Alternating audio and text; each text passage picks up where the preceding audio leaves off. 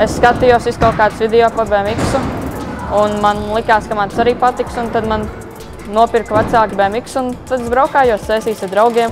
Man tas patika, un es to darīju. Man tas padevās.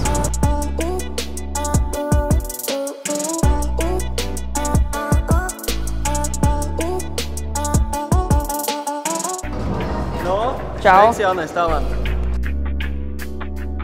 Prieks tev redzēt. Apsveicu tevi ar uzvaru. Paldies, paldies. Ceru, ka tev labi nāks par labu tavam sportam, tavam talantam. Cik ilgi tev braukā? Kādus 5 gadus, apmēram. Un kādi sapņi šobrīd? Būt labākais BMX braucējs. Ir konkurence? Protams, ka ir Latvijā, vispār pasaulē, kā tā. Bet ir kur tiekties līdz ar to?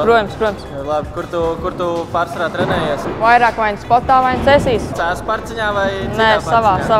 Ļoti labi, es jau zinu, ka tev parciņš ir. Tā kā es tev novēlu tos labākos trikus, labākos sasniegumus. Paldies. Un pat, ja tev ir apdrošināšana, nekrīt. Jaunajiem alternatīvo sporta cienītājiem noteikti novēlu ne tikai trikus, ātrumu un amplitūdu, bet arī kaut ko vairāk, kas ir draudzība, laba laika pavadīšana, sevis audzināšana un daudz citas tādas, teiksim tā, dzīves mācības, ko sports var sniegt.